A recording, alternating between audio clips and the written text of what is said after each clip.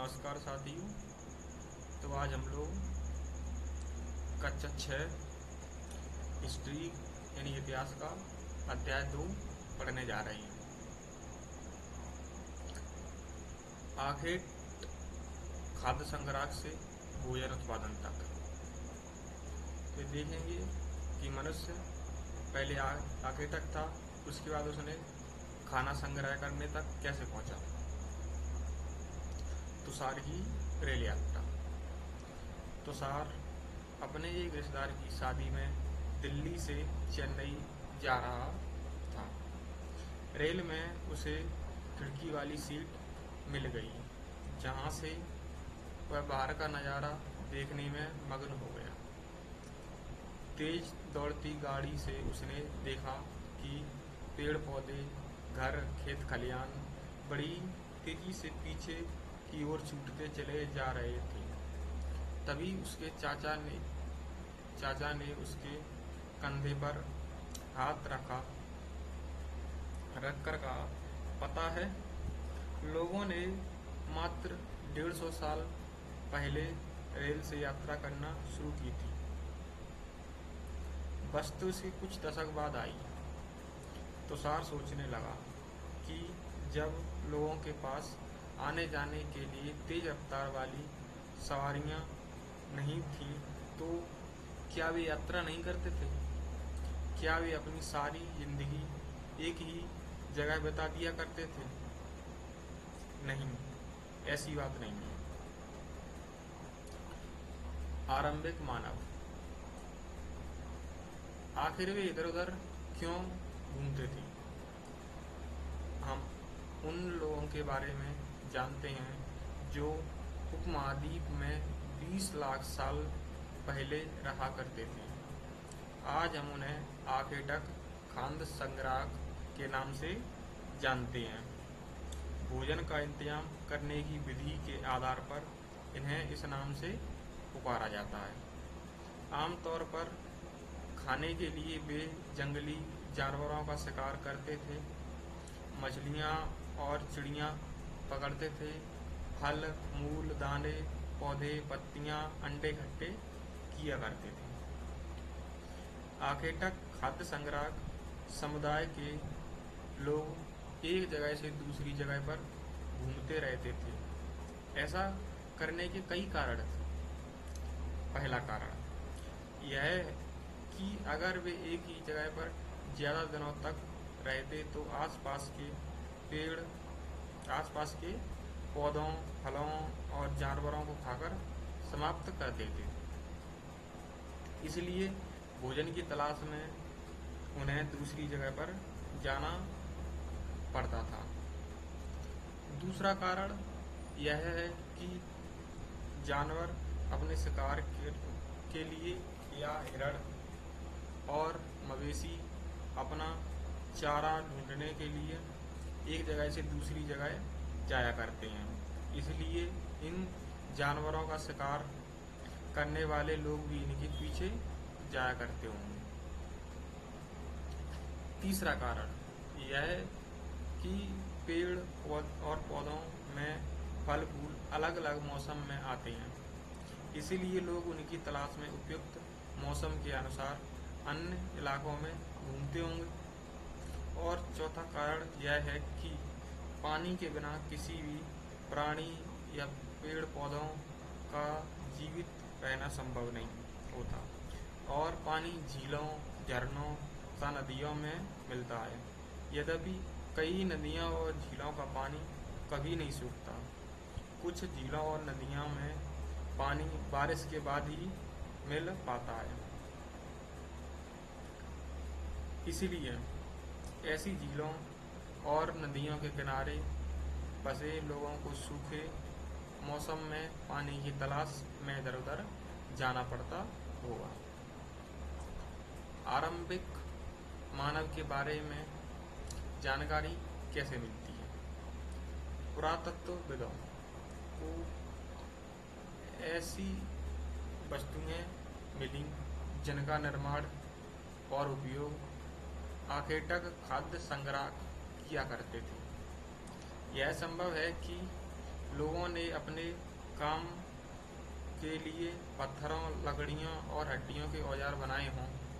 इनमें से पत्थरों के औजार आज भी बचे हैं। इनमें से कुछ औजारों का उपयोग फल फूल काटने, हड्डियाँ और मांस काटने, तब पेड़ों की छाल और जानवरों की खाल उतारने के लिए किया जाता था। कुछ के साथ हड्डियाँ या लकड़ियों के मुट्ठे लगाकर भाले और बाण जैसे हथियार बनाए जाते थे। कुछ औजारों से लकड़ियाँ काटी जाती थीं।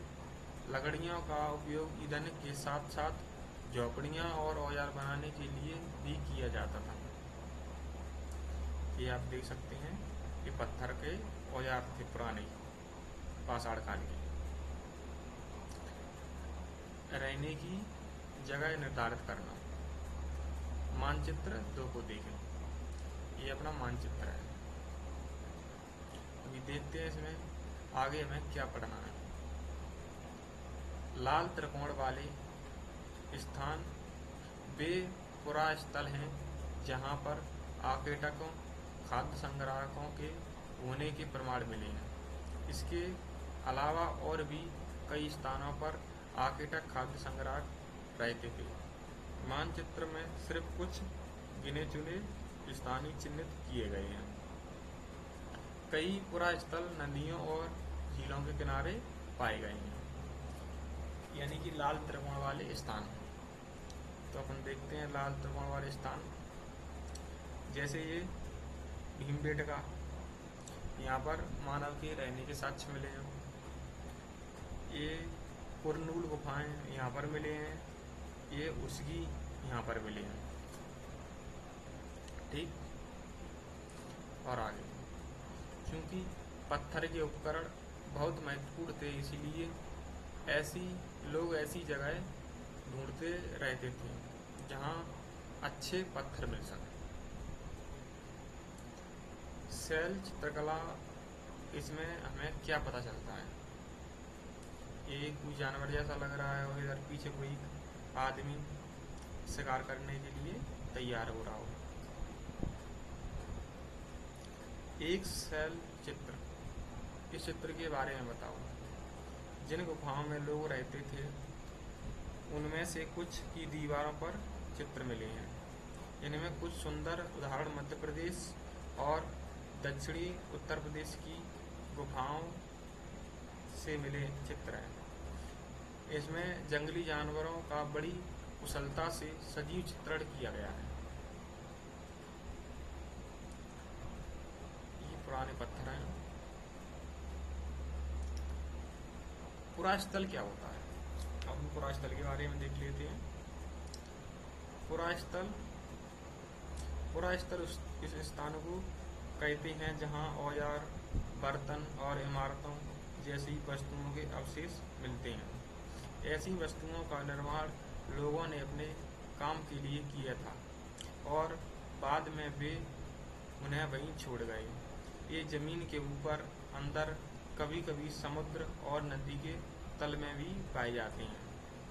इन पुरा स्थलों के बारे में आपको अगले अध्याय में बताया जाएगा। आग की खोज। मानचित्र 2 में कुरनूल की गुफा ढूंढें। अभी हमने देखी थी कुरनूल की गुफाएं। यहाँ राख के अवशेष मिले हैं। इसका मतलब यह है कि आरंभिक लोग आग जलाना सीख गए थे। आग का इस्तेमाल कई कार्यों के लिए किया होगा, जैसे कि प्रकाश के लिए, मांस ढूंढने के लिए, खतरनाक जानवरों को दूर भगाने के लिए। तो कुरनूल की गुफाएं देखिए कहाँ हैं। अपन कुरनूल की गुफाएं ये रही दक्षिण भारत में।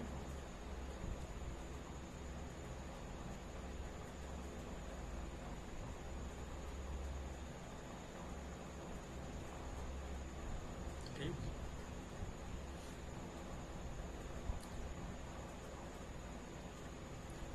अब आगे चलती हैं। नाम और तिथियां, इनके बारे में क्या समझते हैं?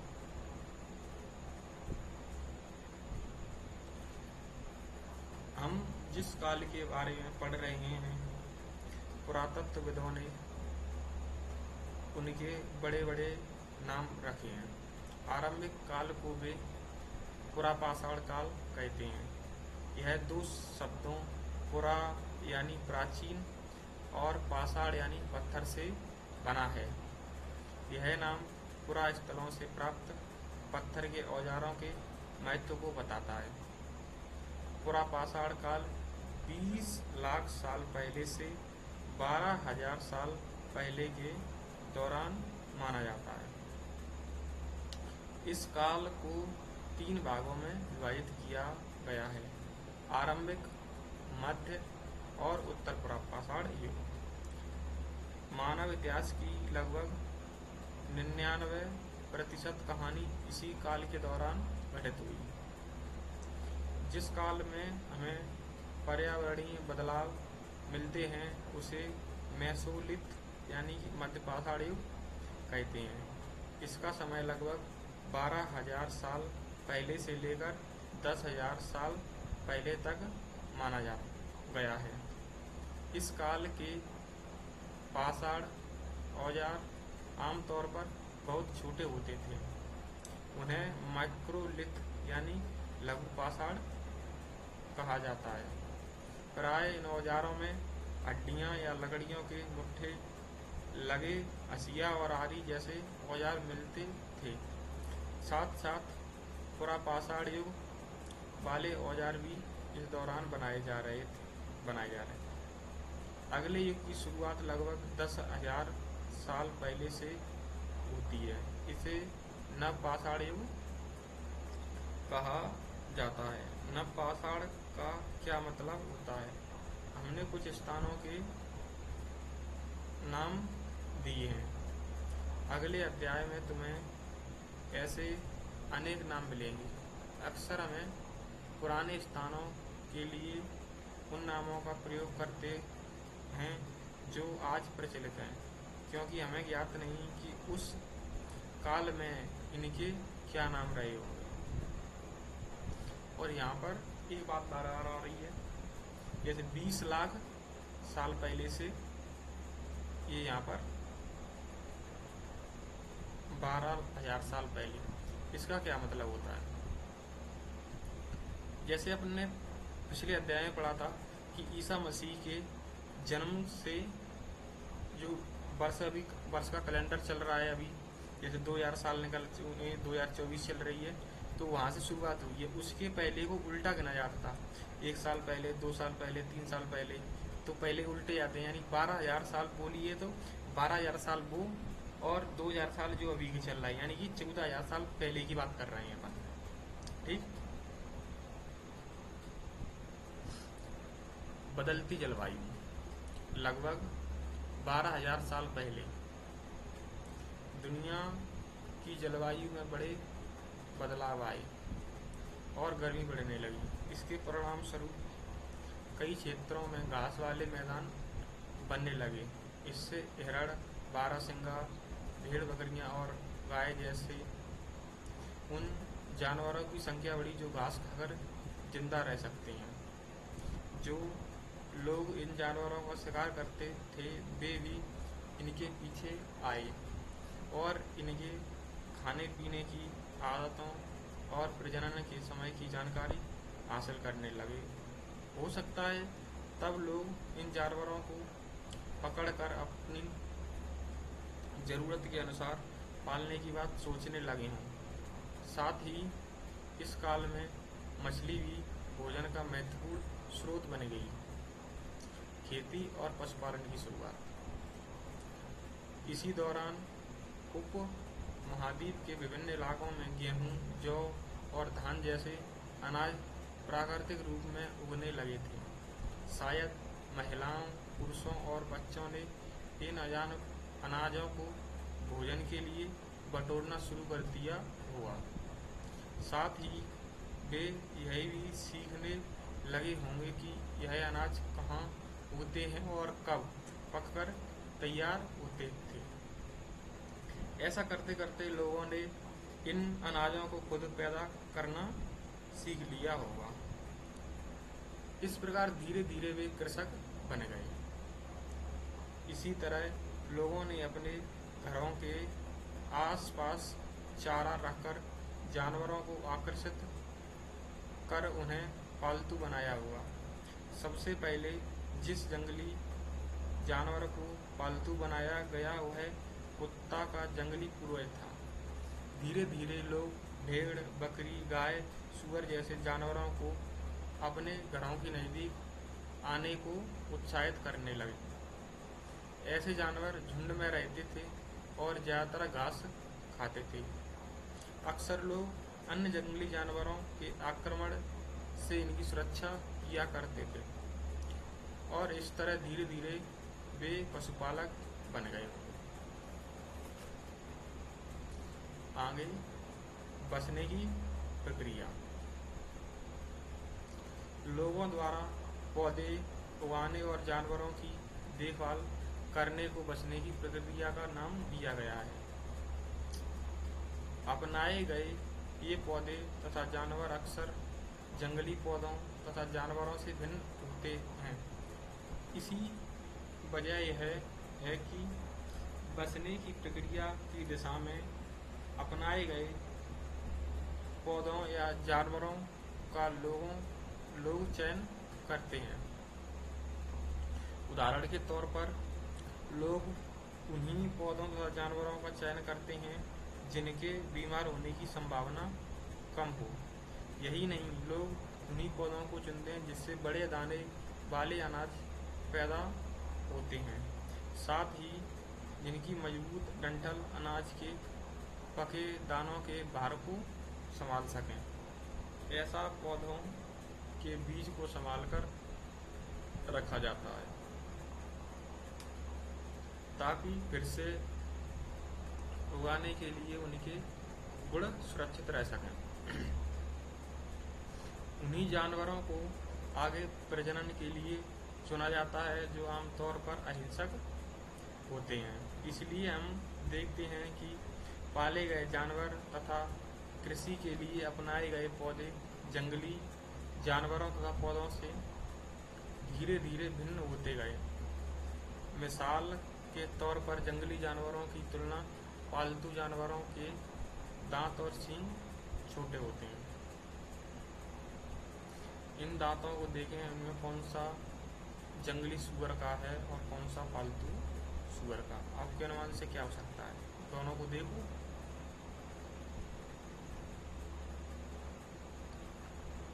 बचने की प्रक्रिया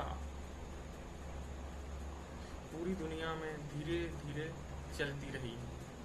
यह करीब 12,000 साल पहले शुरू हुई।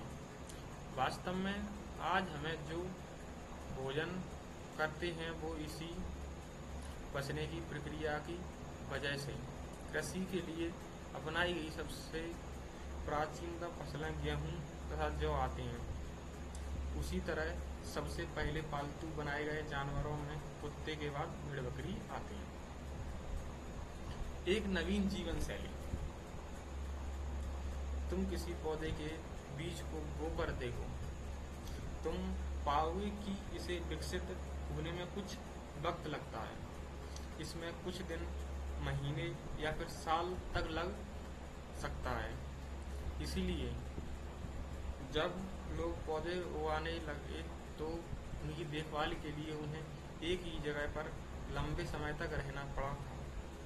बीज बोने से लेकर फसलों के पकने तक पौधों की सिंचाई करने, खरपतवार हटाने, जानवरों और चिड़ियों से सुरक्षित करने जैसे बहुत से काम शामिल थे। कटाई के बाद अनाज का उपयोग बहुत संभाल कर करना पड़ता था। अनाज को भोजन और बीज दोनों ही रूप में बचाकर रखना आवश्यक था। इसीलिए लोगों को इसके भंडारण की बात सोचनी पड़ी। बहुत से इलाकों में लोगों ने मिट्टी के बड़े बड़े बर्तन बनाए, टोकरियां बुनी या फिर जमीन में गड्ढा खोदा। क्या तुम्हें लगता है कि शिकारी या भोजन संग्रह करने वाले बर्तन बनाते और उनका प्रयोग करते होंगे? अपने जवाब का कारण बताओ। आप सोचिए। जानवर चलते फिरते खाद्य भंडार। जानवर बच्चे देते हैं जिससे उनकी संख्या बढ़ती है। अगर जानवरों की देखभाल की जाए तो उनकी संख्या तो बढ़ती ही है, साथ ही उनसे दूध भी प्राप्त हो सकता है जो भोजन का एक अच्छा स्रोत है। यही नहीं, जानवरों से हमें मांस भी मिलता है। दूसरे शब्दों में पशु पालन भोजन के भंडार का एक तरीका है। आओ आरंभिक कृषकों और पशुपालकों के बारे में पता करें। मानचित्र 2 को देखिए। क्या तुम्हें कई नीले वर्ग दिख रहे हैं? नीले वर्ग अभी देखते हैं अपन।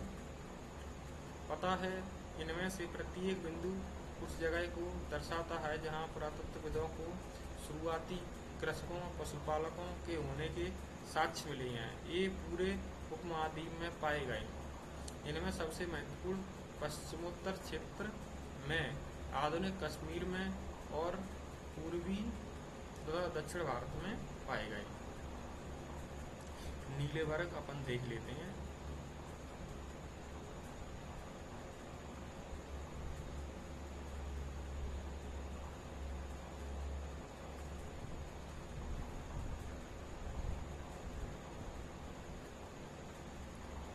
जैसे यहाँ पर ये मेहरानगढ़ है, यहाँ ये बुर्ज होम है, यहाँ ये कोलडीवा है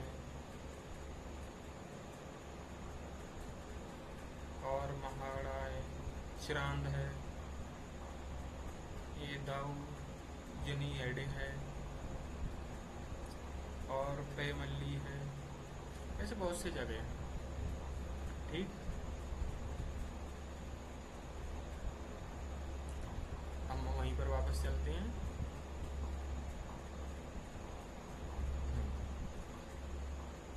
वास्तव में ये निर्दिष्ट स्थान कृषकों पशुपालकों की बस्तियां थीं या नहीं, इसे जांचने के लिए वैज्ञानिक खुदाई में मिले पौधों और पशुओं की हड्डियों के नमूनों का अध्ययन करते हैं। इनमें से सबसे रोचक जले हुए अनाज के दानों के अवशेष हैं। ऐसा लगता है कि ये गलती से या फिर जानबूझकर जलाए गए होंगे। वैज्ञानिक इन अनाज के दानों की पहचान कर सकते हैं। इस तरह हमें पता चलता है कि इस उपमहाद्वीप के विभिन्न भागों में बहुत सारी फसलें उगाई जाती रही होंगी। जैसे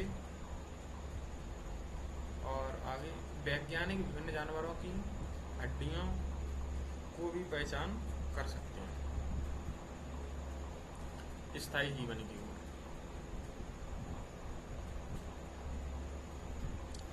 पुरातत्वविदों को कुछ पुरास्थलों पर झोपड़ियां और घरों के निशान मिले हैं, जैसे कि बुर्ज होम वर्तमान कश्मीर में के लोग गड्ढे के नीचे घर बनाते थे, जिन्हें गर्तावास कहा जाता है। इनमें उतरने के लिए सीढ़ियां होती थीं।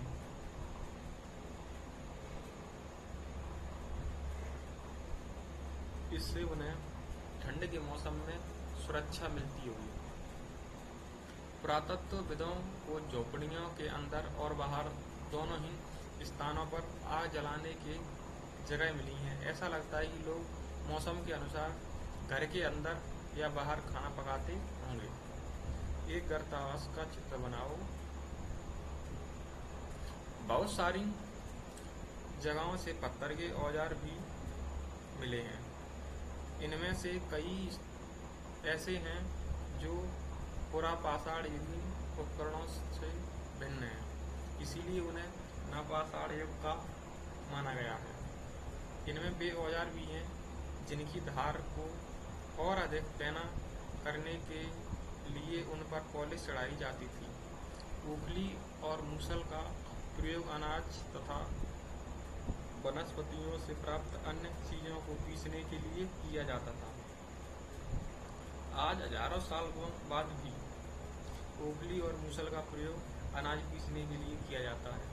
इसी तरह प्राचीन प्रस्तरयुगीन औजारों का निर्माण और प्रयोग लगातार होता रहा।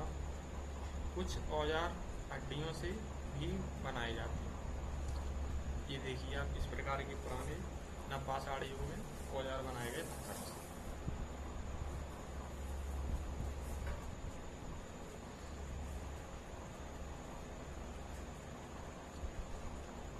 नवपाषाण युग के परास्थलों से कई प्रकार के मिट्टी के बर्तन मिले हैं। कभी कभी इन पर अलंकरण का मतलब होता है कि चित्रकारी करना भी किया गया। बर्तनों का उपयोग चीज़ों को रखने के लिए किया जाता था। धीरे धीरे लोग बर्तनों का प्रयोग खाना बनाने के लिए भी करने लगे। चावल, गेहूं, दलहन जैसे अनाज अब आहार का महत्वपूर्ण हिस्सा बन गए थे। इसके साथ साथ अब लोग कपड़े भी बुनने लगे थे। इसके लिए कपास जैसी आवश्यक पौधे उगाए जा सकते थे। क्या ये परिवर्तन हर जगह एक ही साथ आ गए होंगे? ऐसी बात नहीं है। एक तरफ जहाँ कई जगहों पर स्त्री पुरुष शिकार और भोजन संग्रह करने का काम करते रहे थे, वहीं अन्य लोगों ने हजारों सालों के दरमियान धीरे धीरे खेती और पशुपालन को अपना लिया। बहुत जगह लोग मौसम के मुताबिक बदल बदल कर अपनी जीविका चलाया करते थे। सूक्ष्म निरीक्षण। मेहरानगढ़ में जीवन वृत्ति। मानचित्र 2 में अभी अपन मेहरानगढ़ को देखेंगे। यह ईरान जाने वाले सबसे महत्वपूर्ण रास्ते बुलंद दर्रों के पास एक हरा भरा समतल स्थान है। मेहरानगढ़ संभवतः वह स्थान है जहाँ के स्त्री पुरुषों ने इस इलाके में सबसे पहले गेहूं उगाना और भेड़ बकरी पालना सीखा। यहाँ विभिन्न प्रकार के जानवरों की हड्डियाँ मिली। इनमें हिरण तथा सूअर जैसे जंगली जानवरों तथा भेड़ और बकरियों की हड्डियाँ हैं। मेहरानगढ़ में इसके अलावा चौकोर तथा आयताकार घरों के अवशेष भी मिले हैं। प्रत्येक घर में 4 या उससे ज़्यादा कमरे हैं। इनमें कुछ संभवतः भंडारण के काम आते होंगे। मृत्यु के बाद सामान्यतः मृतकों के सगे संबंधी उनके प्रति सम्मान जताते हैं। लोगों की आस्था है कि मृत्यु के बाद भी जीवन होता है, इसीलिए कब्र में मृतकों के साथ कुछ सामान भी रखे जाते थे। मेहरानगढ़ में ऐसी कई कब्र मिली हैं। एक कब्र में एक मृतक के साथ एक बकरी को दफनाया गया। संभवतः इससे परलोक में मृतक के खाने के लिए रखा गया होगा।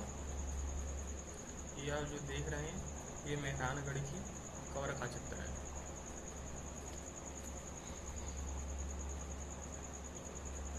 अन्यथा ये अपने भारत के जो उपमहाद्वीप है उसकी बात कर रही थी अभी तक। अपन अन्य जगह के बारे में भी यहाँ बताया गया है। फ्रांस में गुफा में की गई चित्रकारी। ये जो चित्रकारी आप देख रहे हैं, ये फ्रांस की गुफा में की गई है। अपने एटलस में फ्रांस ढूंढो, यह चित्र फ्रांस की एक गुफा का है। इस पुरास्थल की खोज लगभग 100 साल पहले 4 स्कूली छात्रों ने की थी। इस तरह के चित्र लगभग 20,000 साल पहले से लेकर 10,000 साल पहले के बीच बनाए गए होंगे। इसमें कई जानवरों के चित्र हैं। इनमें जंगली घोड़े, गाय, भैंस, गैंडा, रेंडियर, बारहसिंगा सूअरों को गहरे चमकीले रंगों से चित्रित किया गया।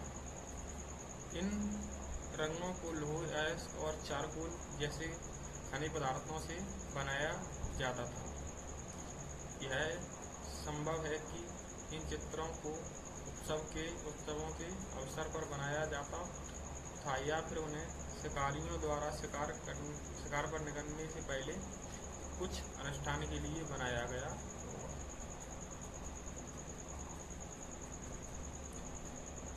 एक नवपाषाणिक पुरास्थल। नवपाषाण युग के प्रसिद्ध पुरास्थलों में एक चताल द्वीप तुर्की में है।